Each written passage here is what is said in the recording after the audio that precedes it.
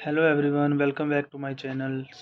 आज मैं बात करने वाला हूँ how to increase the broiler product yield. मैं कुछ टिप्स एंड ट्रिक्स बताऊँगा आपको और कुछ ऐसे टेक्निकल सॉल्यूशन बताऊँगा, टेक्निकल सेटिंग्स बताऊँगा जिसकी वजह से आप अपने बाइलेयर प्रोडक्ट्स की यील्ड काफ़ी ज़्यादा इंक्रीज़ कर सकते हो। सो स्टार्ट करते हैं। जो फर्स्ट लेयर होती है आपकी, उसकी जो SREL वैल्यू होती है, स्टैंडर्ड रिलेटिव डेविएशन, जितनी उसकी कम होगी उतना ही ज़्यादा आपका जो है वो रिजेक्शन कम होगी। क्योंकि अगर मान लीजिए आपकी फ़र्स्ट लेयर में ही आपकी वेरिएशन काफ़ी ज़्यादा है, तो ऑटोमेटिकली उसकी वजह से वो सेकंड लेयर में भी डबल हो जाएगी वेरिएशन जाके, और उसकी वजह से टेबलेटें काफ़ी ज़्यादा रिजेक्ट होंगी।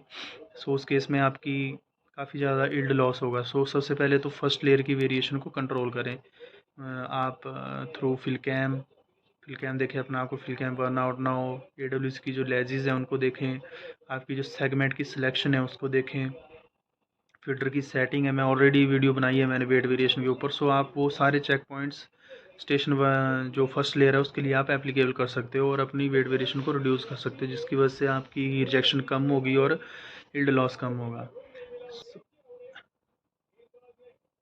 सो सेकंड आ जाते हैं आपका जो सेकंड लेयर, जो आपकी वाई लेयर में जो सेकंड लेयर है। उस केस में आप वाई लेयर में आप क्या कर सकते हो, जो होता क्या है मैक्सिमम कि ग्रूव में एक ही लेयर रोटेट होती है, जो सेकंड होती है वो स्क्रैप आउट होती है। जो स्क्रैप आउट होती है तो उसको यूज़ करना तो होता नहीं है, क्योंकि वो काफ़ी फाइन होता है, उसकी वजह से आपका ऐसे में बैच फेल हो सकता है। आपको वो डिस्कार्ड करनी पड़ती है। तो उस केस में जो सेकंड स्टेशन होता है उसकी सेटिंग बहुत क्रिटिकल हो जाती है।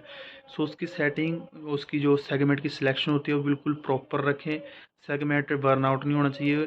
जो उसका सेगमेंट के ऊपर जो ट्रैक होता है वो बिल्कुल ओके होना चाहिए, ताकि आपका एक्स्ट्रा पाउडर आगे जाए ही ना, क्योंकि जो भी आगे जाएगा वो वेस्ट होगा।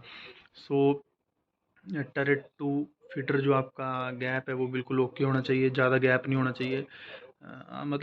बोलने का ये है कि आपको सेटिंग ऐसी करनी है कि स्क्रैपर के पास भी पाउडर कम से कम जाए, बहुत स्क्रैपर के पास भी पाउडर ना जाए, कम से कम क्या जाए ही ना पाउडर उसके पास, क्योंकि उसके पास भी पाउडर जाएगा तो वो उसको बाहर ही फेंकेगा। वो आपका टोटल लॉस है। तो वही कॉमन सेटिंग, स्टैंडर्ड सेटिंग का यूज़ करें सेकंड स्टेशन में भी। आपका सेगमेंट की सिलेक्शन बिल्कुल ओके होनी चाहिए, ज़्यादा बड़ा सेगमेंट ना लगाएं। और अगर आपका मान लो पंच का डाया 9 mm है, 11 mm का सेगमेंट यूज़ करें, मतलब उसके आसपास जितना डाया है आपके पंच का उसी के आसपास का सेगमेंट सिलेक्ट करें। जितना आपका ओवर साइज सेगमेंट होगा वो एक्सेस पाउडर आगे भेजेगा, और जो एक्सेस आगे जाएगा वो स्क्रैप आउट होकर बाहर ही आने वाला है, तो वो वेस्ट है। सेगमेंट सिलेक्शन हो गया आपका। सेकंड आपका जो स्क्रैपर की ब्लेड रहती है, स्क्रैपर बार, उसकी सिलेक्शन, ब्लेड है स्क्रैपर की ब्लेड है, उसकी सिलेक्शन भी अच्छी होनी चाहिए, ताकि आपकी जो फर्स्ट लेयर है उसका पाउडर टरेट पे एक्स्ट्रा ना जाए, क्योंकि जो एक्स्ट्रा पाउडर फर्स्ट लेयर का टरेट पे जाएगा वो आगे जो रिसर्कुलेशन होगी इस स्टेशन 2 की, उससे वो सक्शन होके डस्ट कलेक्टर में जाने वाला है। तो आप क्या करें कि जो ब्लेड है, स्क्रैपर ब्लेड है, वो प्रॉपर बर्नआउट नहीं होनी चाहिए, वो प्रॉपर ओके कंडीशन में होनी चाहिए। जो आपका स्टेशन 1 का जो रिसर्कुलेशन है, वो उसका जो सक्शन का प्रेशर है वो इतना ज़्यादा ना हो कि वो ग्रूव से भी जो रिसर्कुलेशन के थ्रू जो पाउडर आ रहा है अंदर टरेट में, उसको भी खींच के डस्ट एक्सट्रैक्शन में ले जाए। उसका प्रेशर भी इतना ज़्यादा नहीं रखना है, सिर्फ इतना सा रखना है कि वो जस्ट डस्ट पार्टिकल को ही उठाए। इतना ज़्यादा मत रखें कि वो जो ग्रूव से पाउडर आएगा रिसर्कुलेशन के थ्रू अंदर, तो उस उन दोनों के बीच में जो बैरियर होता है वो सिर्फ एक सिलिकॉन की गास्केट ही होती है। सो उस सेटिंग का भी आप मेन ध्यान रखें जब भी आप स्टेशन 1 की रिसर्कुलेशन को लगाएं। वो बिल्कुल टर्रेट के साथ पूरी अटैच होनी चाहिए। अगर उन दोनों के बीच में गैप होगा तो वो क्या होगा कि जो रिसर्कुलेशन से पाउडर अंदर आएगा वो उस गैप के थ्रू, वो सक्शन के थ्रू डस्ट एक्सट्रैक्शन में चला जाएगा, तो वो आपका वो यील्ड लॉस ही है, प्रोडक्ट लॉस है। सो उस केस में क्या करें, जो आपकी रिसर्कुलेशन की सेटिंग है उसको प्रॉपर करें। वो जो गास्केट है वो बिल्कुल जो बैरियर है, मतलब जो रिसर्कुलेशन से पाउडर आएगा उसके बीच में और सक्शन के बीच में जो बैरियर है वो बिल्कुल प्रॉपर होना चाहिए, मतलब बिल्कुल टच होनी चाहिए वो टर्रेट के साथ, ताकि गैप, ज़रा भी गैप ना बने और पाउडर आपका डायरेक्ट फिल्टर के अंदर जाए रिसर्कुलेट होके। और अगर इसमें गैप रहेगा तो वो इस फिल्टर के अंदर जाने के बजाय वो सक्शन होकर डस्ट एक्सट्रैक्शन सिस्टम में चला जाएगा और वो यील्ड लॉस है आपका। सो आपको हमेशा इस बात का ध्यान रखना है। और रिसर्कुलेशन की सेटिंग भी बहुत इंपॉर्टेंट है। और रिसर्कुलेशन में जो आप सक्शन के लिए जो सक्शन प्रेशर रहेगा वो भी बहुत इंपॉर्टेंट है। तो उस सक्शन प्रेशर को भी इतना ज़्यादा ना रखें कि वो पाउडर को खींच के ले जाए ऊपर, सारा जो भी रिसर्कुलेट हो रहा है। सो उसको इतना रखें कि जो वो डस्ट, वो नॉर्मल जस्ट सेकेंड लेयर की जो डस्ट बची होगी आफ्टर रिजेक्शन उसी को उठाएं, ताकि आपकी लेयर मिक्स ना हो।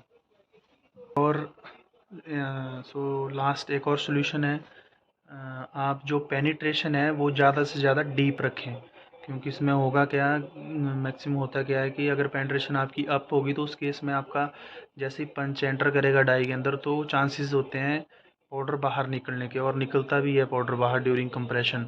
थोड़ा थोड़ा पाउडर तो निकलेगा ही। अगर आपका रन टाइम बैच का 20 आवर 25 आवर है तो उस केस में सोचो कितना पाउडर लॉस होगा। सो अगर एक राउंड में आपका 2 ग्राम भी जा रहा है तो एक 20 आर, मान लो आपकी मशीन 10 RPM पे है और हर रोटेशन में आपका 2 ग्राम पाउडर बाहर निकल रहा है या 1 ग्राम पाउडर बाहर निकल रहा है, तो 1 मिनट में आपका पाउडर 10 ग्राम पाउडर लॉस हुआ। सो सोच लो कि अगर 20 से 25 घंटे का बैच है तो कितना पाउडर लॉस होगा। तो उस केस में आप कोशिश करें जो आपकी पेनिट्रेशन है वो डाउन से डाउन रहे, ज़्यादा डीप रहे, ताकि जो पाउडर निकलना भी चाहे तो वो डाई के अंदर ही रहे कंप्रेशन, ड्यूरिंग कंप्रेशन। सो इससे भी आपकी यील्ड पे काफ़ी ज़्यादा फ़र्क पड़ेगा अगर आप पेनिट्रेशन ज़्यादा डीप रखोगे। जब भी आप जब भी आप अपनी मशीन की सेटिंग करें, फीडर की, फीडर बेस की, सो स्क्रैपर की, सो ध्यान रखें टर्रेट के ऊपर कम से कम मतलब जीरो पाउडर जाना चाहिए टर्रेट के ऊपर। टर्रेट बिल्कुल साफ़ होना चाहिए। जितना पाउडर टर्रेट पे जाएगा वो आपका रिजेक्ट ही होने वाला है, वो कहीं भी यूज़ में नहीं आएगा। सो ध्यान रखें ग्रूव में अगर पाउडर जा रहा है वो सारा यूज़ होके वापस फीडर में ही आएगा, लेकिन जो स्क्रैप होने के बाद जो पाउडर चला गया वो फिर रिजेक्ट है सारा। सो ध्यान रखें स्क्रैपर की ब्लेड हमेशा बिल्कुल ओके होनी चाहिए। वो अगर बर्न आउट होगी तो वो पाउडर आगे भेजेगी। सो वो सेटिंग काफ़ी ज़्यादा इंपॉर्टेंट है स्क्रैपर की। और जो आपका सीलिंग सेगमेंट रहता है अगर वो बर्न आउट होगा तो वो भी बहुत ज़्यादा पाउडर आगे भेजेगा स्क्रैपर के लिए। और स्क्रैपर भी अगर आपका बर्न आउट निकला तो वो भी आगे जाने देगा। और अगर मान लो स्क्रैपर आपका ठीक भी है और सेगमेंट आपका बर्न आउट है, तो उस केस में क्या होगा कि स्क्रैपर भी ओवरलोड हो जाएगा, क्योंकि आपका सीलिंग सेगमेंट अगर ज़्यादा पाउडर आगे भेजेगा तो स्क्रैपर भी कुछ लिमिट तक स्क्रैप करेगा, उसके बाद वो भी ओवरलोड हो जाएगा। सो ध्यान रखें इस चीज़ का, सीलिंग सेगमेंट और स्क्रैपर ब्लेड ये आपके बिल्कुल ओके होने चाहिए अगर आपने यील्ड इम्प्रूवमेंट लानी है अपने प्रोडक्ट में। और वीडियोज़ के लिए मेरे चैनल को सब्सक्राइब करें और शेयर करें।